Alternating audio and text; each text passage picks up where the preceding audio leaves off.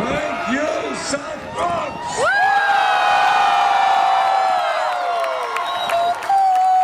Let me thank Nadia Stevens, Erica Andiola, Luis Sepulveda, Judy Sheridan Gonzalez.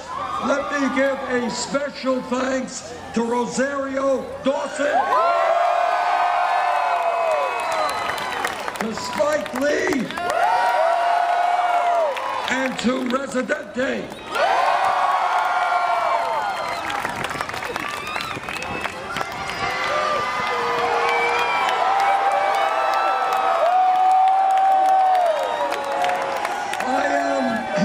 As you know, I am the very proud United States Senator from Vermont. But I am very proud that I was born here in New York City.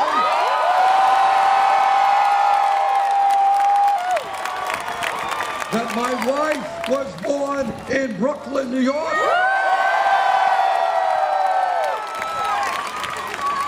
My father came to this country at the age of 17 from Poland without a nickel in his pocket. He never made much money. We lived in a 3.5-room, rent-controlled apartment in Brooklyn. So I learned a little bit about what it means to grow up in a family that has no money. And I also learned a little bit about the immigrant experience. Those lessons I will never forget. What this campaign is about is creating a political revolution.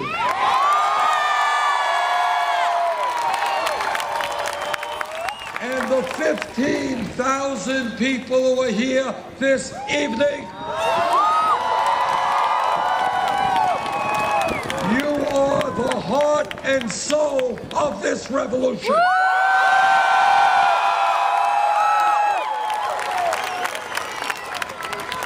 What we are saying loudly and clearly is enough is enough. We want a government that represents all of us, not wealthy campaign contributors.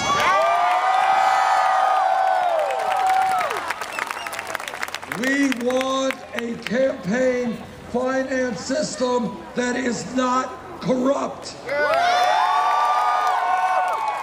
We want an economy that is not rigged. We want a criminal justice system that is not broken. We are determined that instead of spending trillions of dollars on a war in Iraq that we never should have gotten into, we are going to reinvest in the South Bronx and in communities all over the country.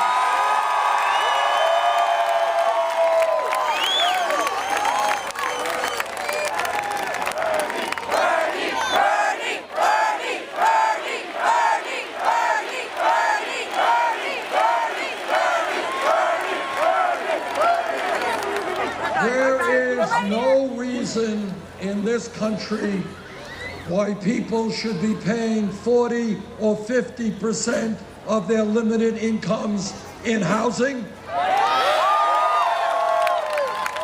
There is no reason why people should not have access to the health care that they need. There is no reason why in this country we should not have the best educational system in the world for all of us.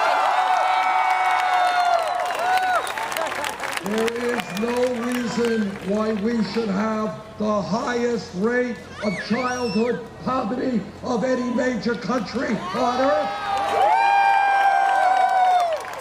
There is no reason why we should have more income and wealth inequality than any other major country.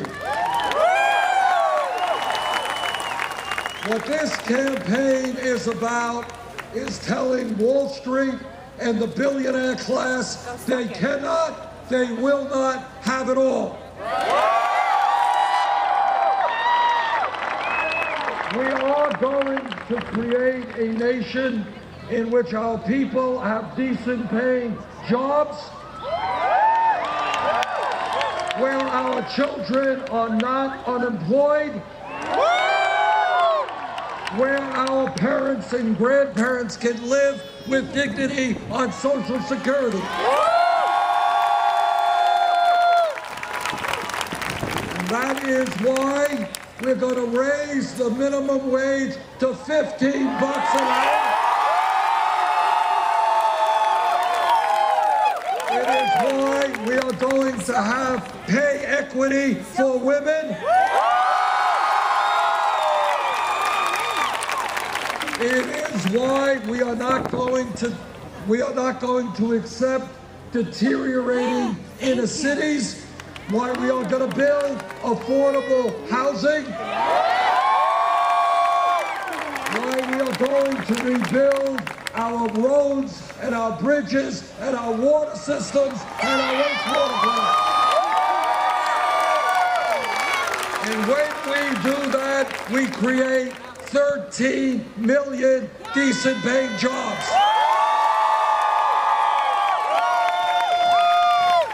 In America today, we will not accept a situation where the top 0.1% now owns almost as much wealth as the bottom 90%. We will not accept a situation where the 20 wealthiest people own more wealth than the bottom half of America. We are going to create an economy that works for all of us, not just the people on top. In America, people should not have to work 2 or 3 jobs just to get by. And then after all of that, 58% of all new income goes to the top 1%. That's wrong. In this country, we can and will create a first-class public school educational system.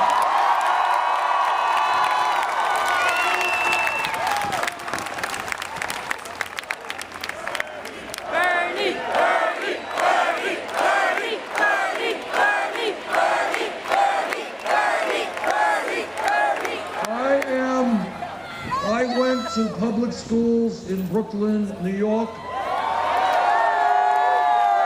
I had a good education, and I want every kid in this city and in this state to have a quality, good public education.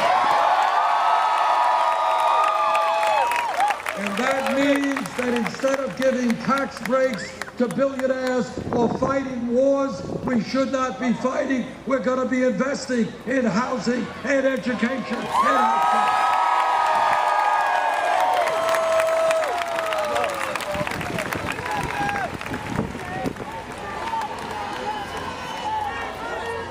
In this country, we should not be the only major nation on earth that does not guarantee paid family and medical leave. When a woman has a baby, she has the right to stay home with that baby, not have to go back to work. And when we are talking about women's rights, we are going to stand and make certain that every woman in this country has the right to control her own body.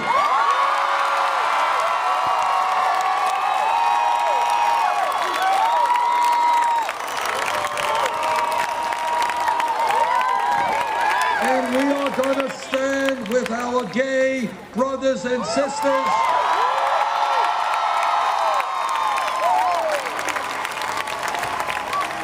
And we are going to defend their right to be married.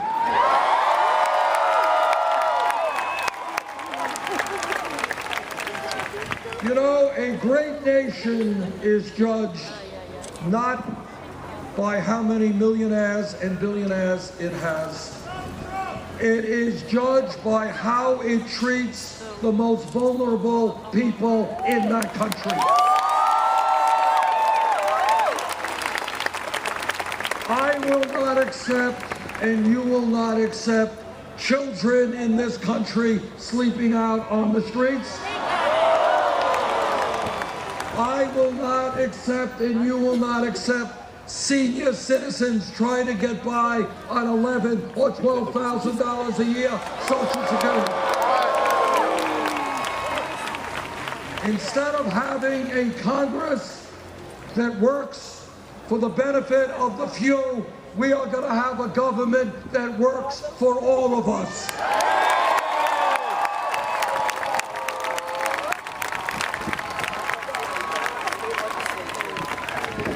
Now, I am a member of the committee that wrote the Affordable Care Act. And the Affordable Care Act has done some very good things. We've ended the so-called obscenity of pre-existing conditions.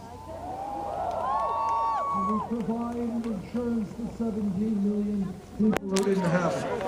But we have much more to do in healthcare. The United States is the only major country on earth that does not guarantee healthcare to all people as a right. And together we are going to end that. 29 million Americans have no health insurance. Many of you are underinsured with large deductibles and co-payments. Yes. And the drug companies are ripping all of us off every single day. And after all of that, we end up spending much more per capita on health care than any other country on earth. We are prepared to take on the private insurance companies. We are prepared to take on the drug companies. And we are prepared to pass a Medicare for all single-payer program.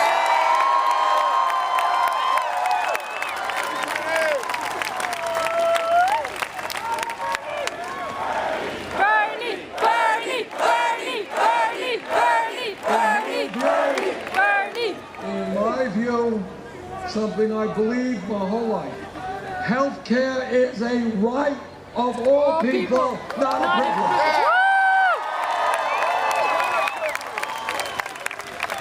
We are prepared to reform in a major way a broken criminal justice system.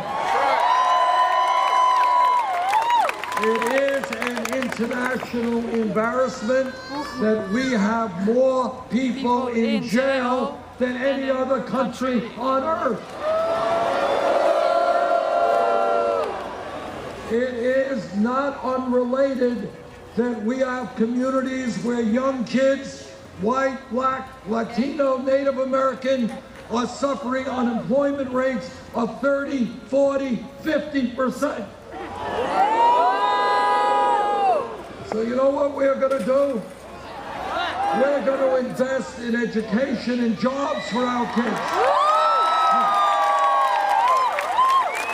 Investment in education and jobs, not jails, not incarceration. And all of us are tired of seeing unarmed people shot and killed.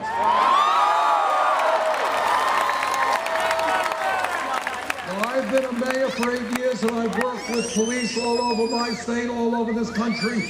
Vast majority of police officers are honest and hardworking. That's right. But if a police officer, like any other public official, breaks the law, that officer must be held accountable.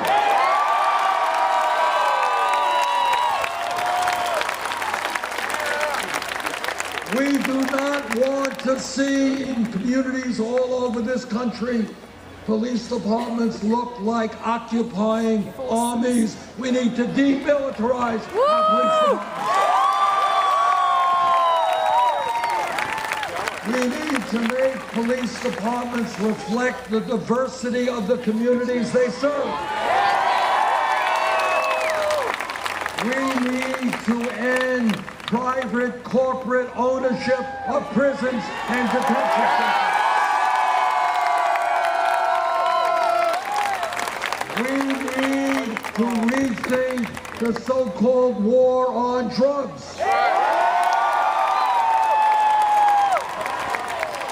Over the last 30 years, millions of Americans have been arrested for possession of marijuana.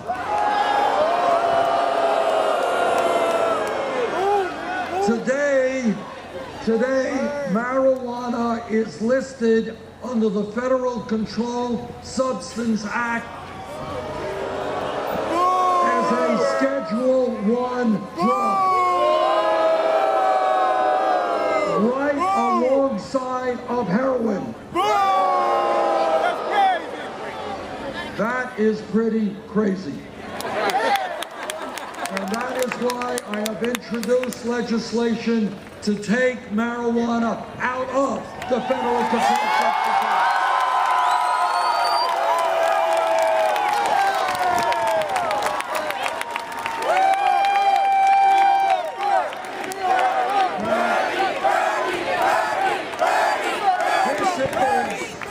Not only the right thing to do, but it is also a major racial issue because it turns out that the black community, the white community, possess smoked marijuana at about equal levels. Blacks are 4 times more likely to be arrested than whites. Well, let me say something else when we're talking about drugs. In my state and all over this country, we have a major epidemic of heroin addiction and opiate addiction. This is a very serious crisis. The way to deal with that crisis is to understand that drug addiction, substance abuse must be dealt with as a health issue, not a criminal issue.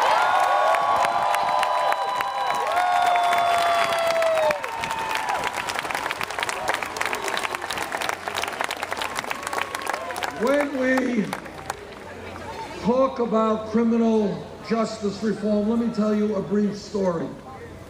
Turns out that Goldman Sachs, one of the large financial institutions, I gather you know about Goldman Sachs. Goldman Sachs recently received a $5 billion settlement with the United States government. And they reached that agreement because they were selling worthless packages of subprime mortgage loans. Oh, wow. They should be in jail. And they and the other Wall Street crooks were the people responsible for driving our economy into the worst recession since the Great Depression. Now here's a funny thing. Some kid gets picked up for smoking marijuana in Vermont or New York City, that kid gets a police record. But if you are an executive of a Wall Street firm, you don't get a criminal record for destroying this economy. You get a pay raise.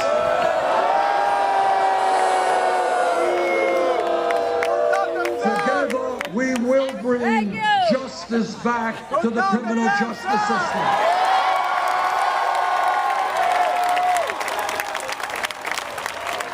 And equal justice under the law means that if you are rich or poor, you will pay the price if you break the law. That includes Wall Street.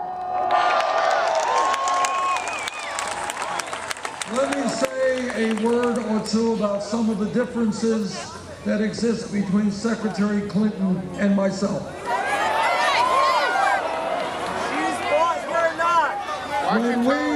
When we began this campaign, we had to make a choice. And the choice was, would we do what every other campaign is doing and establish a super PAC? No. We agreed with you. We decided after about 1/10 of a second thinking that we don't represent Wall Street, we don't represent corporate interests, we don't represent the billionaire class, we don't want their money.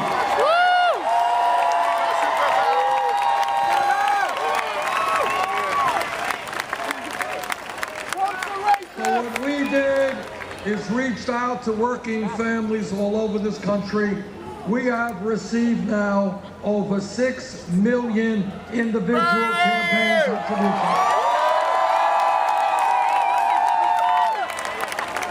That is more contributions than any candidate in the history of this country.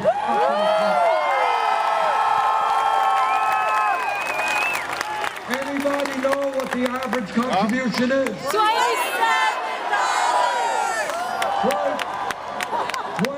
$27.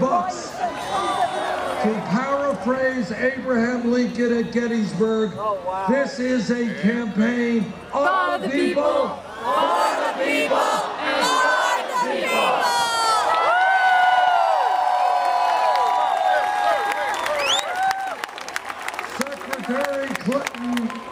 Secretary Clinton chose to go in another direction in terms of how she raised her funds.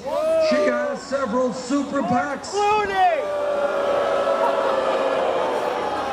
Her largest super PAC reported raising $25 million from special interests, including $15 million from Wall Street.